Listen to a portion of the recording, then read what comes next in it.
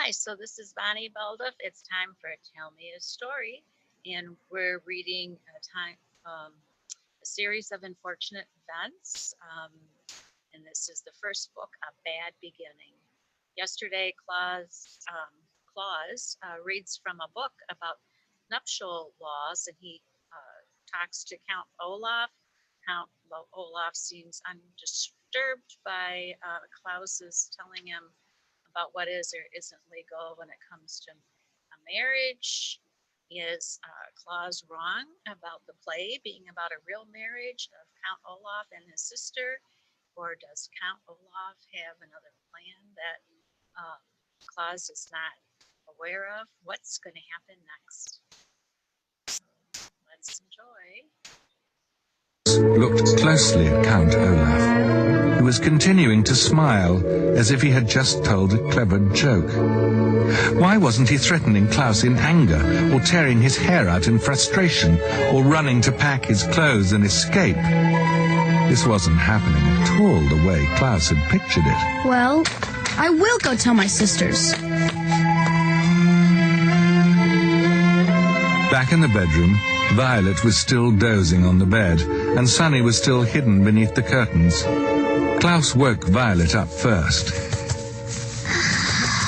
I stayed up all night reading, and I discovered what Count Olaf is up to. He plans to marry you for real, when you and Justice Strauss and everyone all think it's just a play.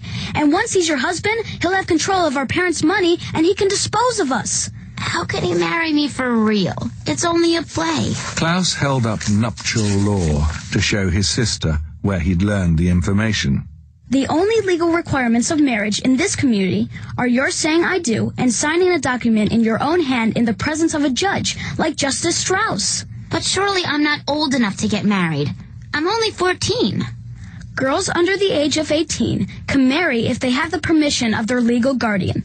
That's Count Olaf. Oh, no. What can we do? We can show the book to Mr. Poe, and he will finally believe us that Count Olaf is up to no good. Quick, get dressed while I wake up Sunny, and we can be at the bank by the time it opens. Violet, who usually moved slowly in the mornings, nodded and immediately got out of bed and went to the cardboard box to find some proper clothing. Klaus walked over to the lump of curtains to wake up his younger sister. Sunny? Sunny! Klaus pulled away the top fold of the curtains to wake up the youngest Baudelaire child. But then he stopped. For underneath the curtain was nothing but another curtain. He moved aside all the layers, but his little sister was nowhere to be found. Sunny! Violet dropped the dress she was holding and began to help him search. They looked in every corner under the bed and even inside the cardboard box, but Sunny was gone. Where can she be? She's not the type to run off. Oh, where can she be, indeed? Count Olaf was standing in the doorway, watching Violet and Klaus as they searched the room. His eyes were shining brighter than they ever had, and he was still smiling, like he'd just uttered a joke. Yes, it certainly is strange to find a child missing, and one so small and helpless. Where's Sunny? What have you done with her? But then again, one sees strange things every day. In fact, if you two orphans follow me out to the backyard, I think we will all see something rather unusual. The Baudelaire children followed Count Olaf through the house and out the back door. Violet looked around the small, scraggly yard, in which she had not been since she and Klaus had been forced to chop wood. The pile of logs they had made was still lying there untouched, as if Count Olaf had merely made them chop logs for his own amusement, rather than for any purpose.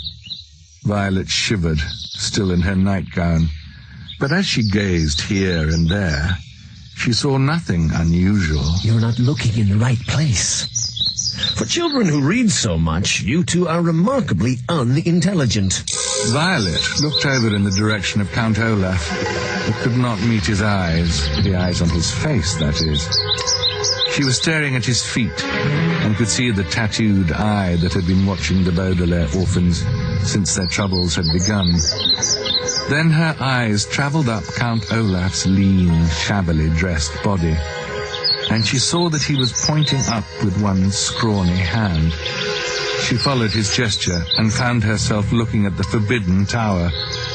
It was made of dirty stone, with only one lone window, and just barely visible in the window was what looked like a bird cage. Oh, no. It was a bird cage, dangling from the tower window like a flag in the wind. But inside the bird cage, she could see a small and frightened Sunny. When Violet looked closely, she could see there was a large piece of tape across her sister's mouth and ropes around her body. She was utterly trapped. Count Olaf sat down on a stump. Let her go.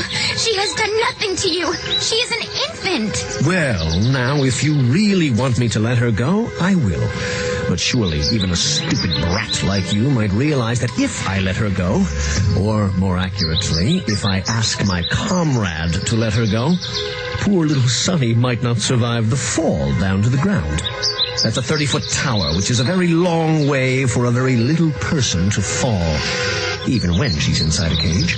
But if you insist... No, don't! Violet looked into Count Olaf's eyes, and then at the small parcel that was her sister, hanging from the top of the tower and moving slowly in the breeze.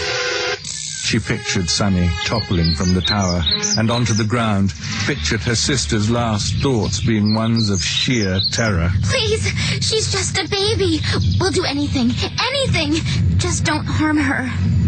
Anything? Anything? Would you, for instance, consider marrying me during tomorrow night's performance? Violet stared at him. She had an odd feeling in her stomach, as if she were the one being thrown from a great height. The really frightening thing about Olaf, she realized, was that he was very smart, after all. He wasn't merely an unsavory, drunken brute, but an unsavory, clever drunken brute. While you were busy reading books and making accusations, I had one of my quietest, sneakiest assistants skulk into your bedroom and steal little Sunny away. She is perfectly safe for now, but I consider her to be a stick behind a stubborn mule. Our sister is not a stick! A stubborn mule does not move in the direction its owner wants it to. In that way, it is like you children who insist on mucking up my plans. Any animal owner will tell you that a stubborn mule will move in the proper direction if there is a carrot in front of it and a stick behind it. It will move toward the carrot because it wants the reward of food, and away from the stick because it does not want the punishment of pain. Likewise, you will do what I say to avoid the punishment of the loss of your sister, and because you want the reward of surviving this experience. Now, Violet, let me ask you again, will you marry me? Violet swallowed and looked down at Count Olaf's tattoo. She could not bring herself to answer. Come now. Count Olaf reached out a hand and stroked Violet's hair, his voice faking, a word which here means feigning kindness. Would it be so terrible to be my bride? To live in my house for the rest of your life? You're such a lovely girl. After the marriage, I wouldn't dispose of you like your brother and sister. Violet imagined sleeping beside Count Olaf and waking up each morning to look at this terrible man.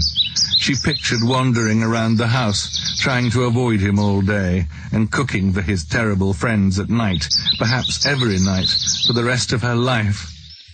But then she looked up at her helpless sister and knew what her answer must be. If you let Sunny go, I will marry you. I will let Sunny go after tomorrow night's performance. In the meantime, she will remain in the tower for safekeeping. And as a warning, I will tell you that my assistants will stand guard at the door to the tower staircase, in case you were getting any ideas. You're a terrible man. I may be a terrible man, but I have been able to concoct a foolproof way of getting your fortune, which is more than you've been able to do. Remember that, orphans. You may have read more books than I have, but it didn't help you gain the upper hand in this situation. Now, give me that book which gave you such grand ideas, and do the chores assigned to you. Klaus sighed and relinquished, a word which here means gave to Count Olaf, even though he didn't want to, the book on nuptial law. He began to follow Count Olaf into the house, but Violet stayed still as a statue. She hadn't been listening to that last speech of Count Olaf's, knowing it would be full of the usual self-congratulatory nonsense and despicable insults. She was staring at the tower, not at the top, where her sister was dangling, but the whole length of it. Klaus looked back at her and saw something he hadn't seen in quite some time. To those who hadn't been around Violet long, nothing would have seemed unusual, but those who knew her well knew that when she tied her hair up in a ribbon to keep it out of her eyes, it meant that the gears and levers of her inventing brain were whirring at top speed.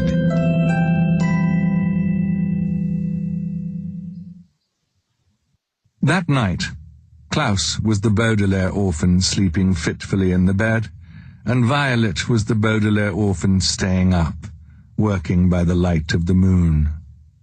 All day the two siblings had wandered around the house, doing the assigned chores and scarcely speaking to each other.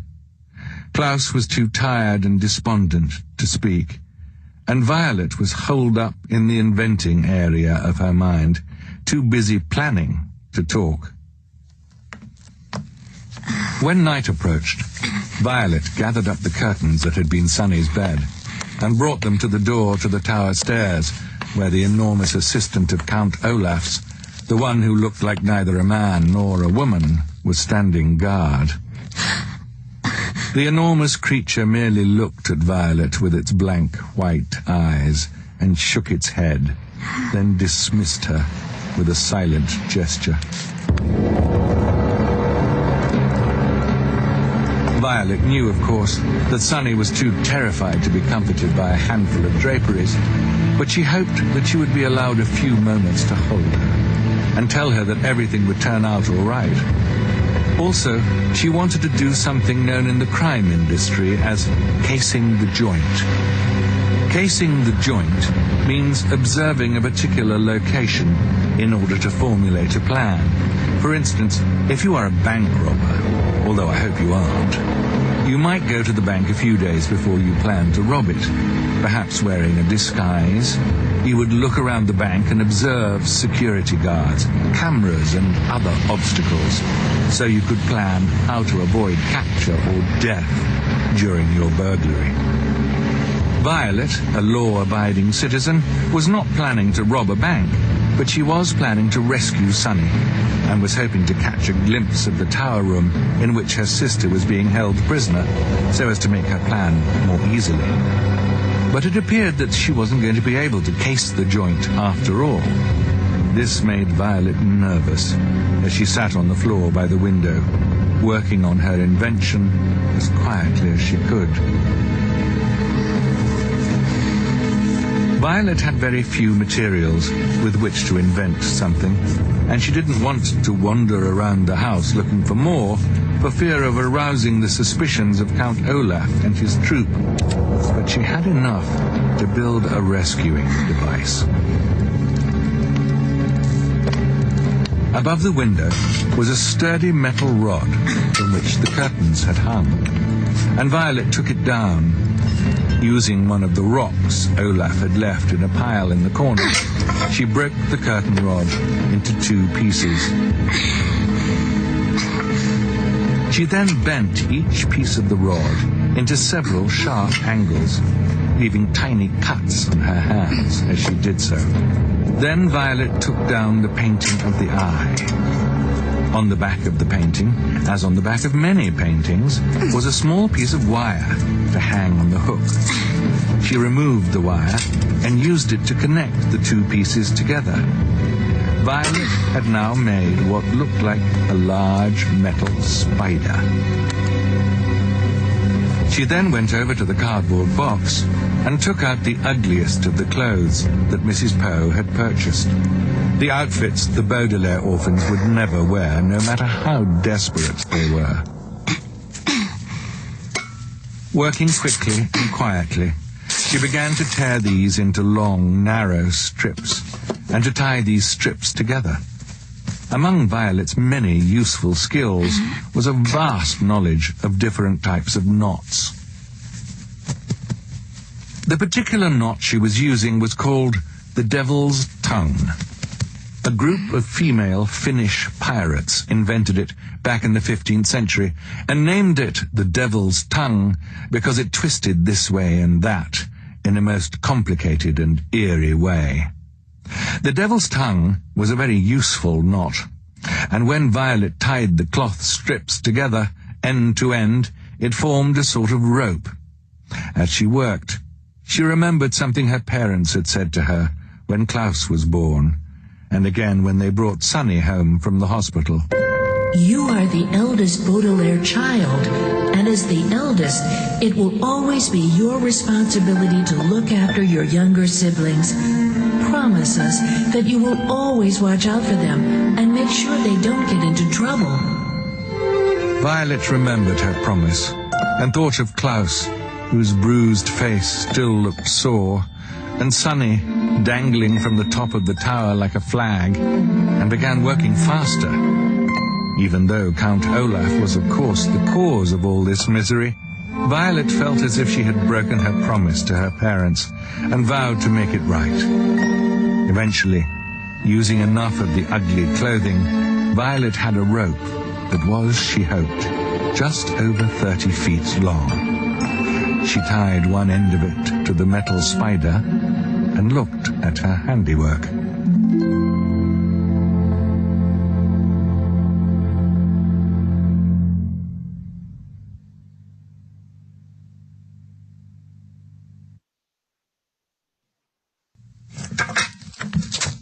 What she had made was called a grappling hook, which is something used for climbing up the sides of buildings, usually for a nefarious purpose.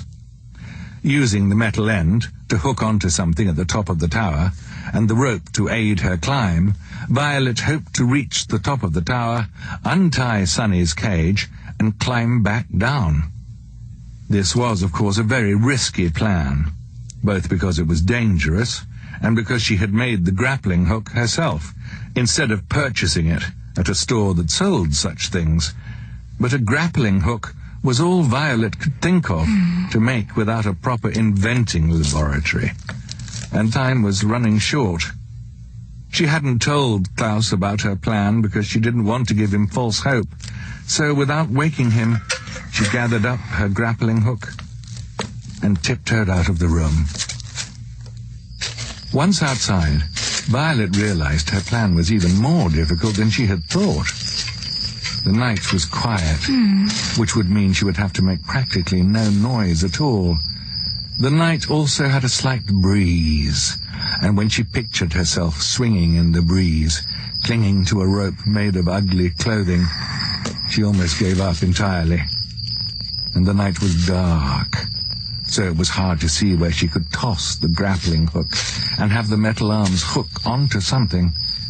But standing there, shivering in her nightgown, Violet knew she had to try. Using her right hand, she threw the grappling hook as high and as hard as she could, and waited to see if it would catch onto something. The hook made a loud noise as it hit the tower, but it didn't stick to anything and came crashing back down. Her heart pounding, Violet stood stock still, wondering if Count Olaf or one of his accomplices would come and investigate. But nobody arrived after a few moments, and Violet, swinging the hook over her head like a lasso, tried again. The grappling hook hit the tower twice as it bounced back down to the ground. Violet waited again, listening for footsteps, but all she heard was her own terrified pulse. She decided to try one more time. The grappling hook hit the tower and fell down again, hitting Violet hard in the shoulder. One of the arms tore her nightgown and cut through her skin. Biting down on her hand to keep from crying out in pain, Violet felt the place in her shoulder where she had been struck, and it was wet with blood. Her arm throbbed in pain.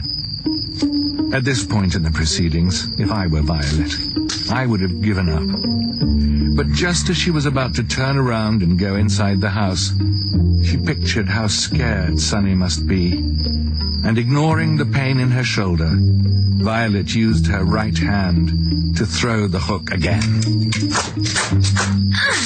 Violet saw in the dim light of the moon that the hook wasn't falling. Nervously, she gave the rope a good yank, and it stayed put. The grappling hook had worked. Her feet touching the side of the stone tower, and her hands grasping the rope, Violet closed her eyes and began to climb. Never daring to look around, she pulled herself up the tower, hand over hand, all the time keeping in mind her promise to her parents and the horrible things Count Olaf would do if his villainous plan worked. The evening wind blew harder and harder as she climbed higher and higher, and several times Violet had to stop climbing as the rope moved in the wind. She was certain that at any moment the cloth would tear, or the hook would slip, and Violet would be sent tumbling to her death. But thanks to her adroit inventing skills, the word adroit here means skillful, everything worked the way it was supposed to work, and suddenly Violet found herself feeling a piece of metal instead of a cloth rope. She opened her eyes and saw her sister Sunny, who was looking at her frantically and trying to say something past the strip of tape. Violet had arrived at the top of the tower, right at the window where Sunny was tied. The eldest Baudelaire orphan was about to grab her sister's cage and begin her descent when she saw something that made her stop. It was the spidery end of the grappling hook, which after several attempts had finally stuck onto something on the tower.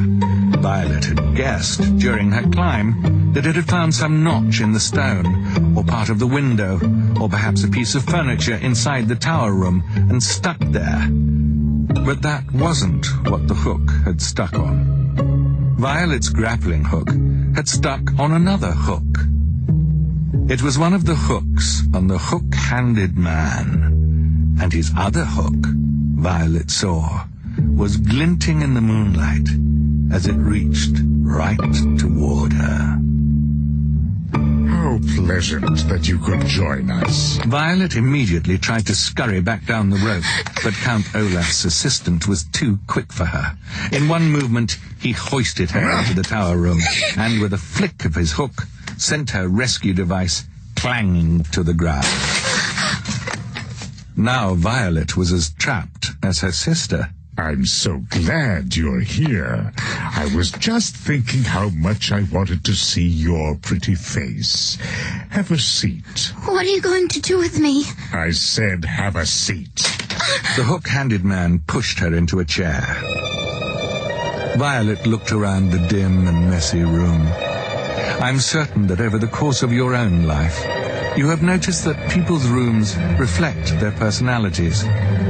In my room, for instance, I have gathered a collection of objects that are important to me, including a dusty accordion, on which I can play a few sad songs, a large bundle of notes on the activities of the Baudelaire orphans, and a blurry photograph taken a very long time ago of a woman whose name is Beatrice. These are items that are very precious and dear to me. The tower room held objects that were very dear and precious to Count Olaf, and they were terrible things. There were scraps of paper on which he had written his evil ideas in an illegible scrawl, lying in messy piles on top of the copy of nuptial law he had taken away from Klaus. There were a few chairs and a handful of candles which were giving off flickering shadows. littered all over the floor were empty wine bottles and dirty dishes. But most of all were the drawings and paintings and carvings of eyes, big and small, all over the room. There were eyes painted on the ceilings and scratched into the grimy wooden floors. There were eyes scrawled along the windowsill, and one big eye painted on the knob of the door that led to the stairs. It was a terrible place. The hook-handed man reached into a pocket of his greasy overcoat and pulled out a walkie-talkie. With some difficulty, he pressed a button and waited a moment. Boss, it's me. Your blushing bride just climbed up here to try and rescue the biting brat. I don't know, with some sort of rope. It was a grappling hook. I made it myself. Violet tore off a sleeve of her nightgown to make a bandage for her shoulder. She says it was a grappling hook. I don't know, boss. Yes, boss. Yes, boss, of course I understand. She's yours. Yes, boss. Count Olaf is very displeased with his bride. I'm not his bride. Very soon you will be. The hook-handed man wagged his hook the way most people would wag a finger. In the meantime, however, I have to go and fetch your brother. The three of you will be locked in this room until night falls. That way, Count Olaf can be sure you will all stay out of mischief. With that, the hook-handed man stomped out of the room. Violet immediately went over to Sunny and put a hand on her little head.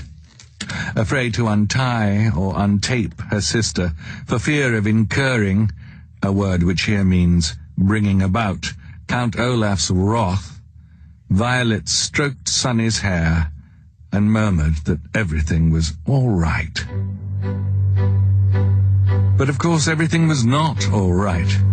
Everything was all wrong. As the first light of morning trickled into the tower room, Violet reflected on all the awful things she and her siblings had experienced recently. Their parents had died, suddenly and horribly. Mrs. Poe had bought them ugly clothing. They had moved into Count Olaf's house and were treated terribly. Mr. Poe had refused to help them. They had discovered a fiendish plot involving marrying Violet and stealing the Baudelaire fortune. Klaus had tried to confront Olaf with knowledge he'd learned in Justice Strauss's library and failed. Poor Sunny had been captured, and now Violet had tried to rescue Sunny and found herself captured as well. All in all, the Baudelaire orphans had encountered catastrophe after catastrophe, and Violet found their situation lamentably deplorable, a phrase which here means it was not at all enjoyable. The sound of footsteps coming up the stairs brought Violet out of her thoughts, and soon the hook-handed man opened the door and thrust a very tired, confused, and scared Klaus into the room. Here's the last orphan. And now I must go help Count Olaf with final preparations for tonight's performance. No monkey business, you two, or I will have to tie you up and let you dangle out of the window as well. Klaus blinked and looked around the filthy room. He was still in his pajamas. What has happened? Why are we up here? I tried to rescue Sunny using an invention of mine to climb up the tower. Klaus went over to the window and looked down at the ground. It's so high up. You must have been terrified. It was very scary, but not as scary as the thought of marrying Count Olaf. I'm sorry your invention didn't work. Violet rubbed her sore shoulder. The invention worked fine. I just got caught. And now we're doomed. The hook-handed man said he'd keep us here until tonight. And then it's the marvelous marriage. Do you think you could invent something that would help us escape? Maybe. And why don't you go through those books and papers? Perhaps there's some information that could be of use.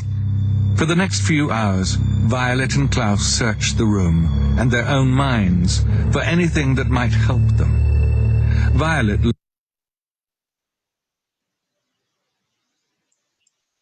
So, do you think they will come up with another plan? Do you think that the marriage will go through between Count Olaf and the oldest sister? Join us tomorrow at 1:15 for the next part of a series of unfortunate events. It's a bad beginning. Goodbye.